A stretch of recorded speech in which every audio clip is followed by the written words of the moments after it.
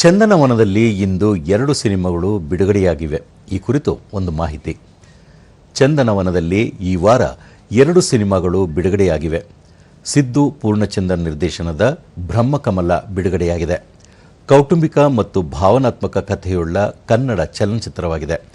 ಒಂದೇ ರಾತ್ರಿಯಲ್ಲಿ ನಡೆಯುವ ಘಟನೆಗಳ ಆಧಾರದ ಮೇಲೆ ಈ ಚಿತ್ರವು ಸಾಗುತ್ತದೆ. ಹೆಣ್ಣಿನ ಅಂತರಂಗದ ನೋವು, ಮೌನ ಹಾಗೂ ಕೌಟುಂಬಿಕ ವ್ಯವಸ್ಥೆಯ ನೈಜ ಚಿತ್ರಣವನ್ನು ಈ ಸಿನಿಮಾ ಹೊಂದಿದೆ. ಅದ್ವಿತಿ ಶೆಟ್ಟಿ, ಋತುಚೈತ್ರ, ಲೋಕೇಂದ್ರ ಸೂರ್ಯ, ಬಾಲರಾಜ್ವಾಡಿ ಮತ್ತಿತರರು ನಟಿಸಿದ್ದಾರೆ.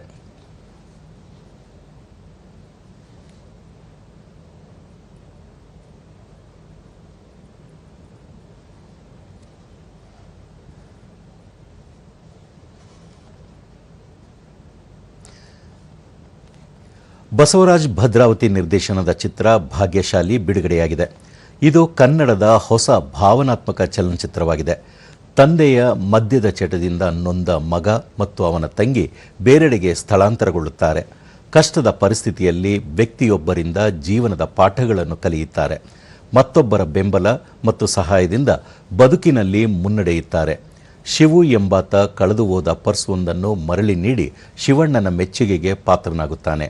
ಅಂತಿಮವಾಗಿ ಶಿವು ತನ್ನ ಕುಟುಂಬದವರ ಬೆಂಬಲವನ್ನು ಗಳಿಸುವ ಭಾವನಾತ್ಮಕ ಕಥಾ ಹೃದಯವನ್ನು ಚಿತ್ರ ಹೊಂದಿದೆ. ಪಂಚಮಿ ನಾಗರಾಜ್, ಮಾಸ್ಟರ್ ರೋಹನ್, ಸಿದ್ದು ಮಂಡ್ಯ ಮುಂತಾದವರು ಮುಖ್ಯ ಭೂಮಿಕೆಯಲ್ಲಿ ನಟಿಸಿದ್ದಾರೆ.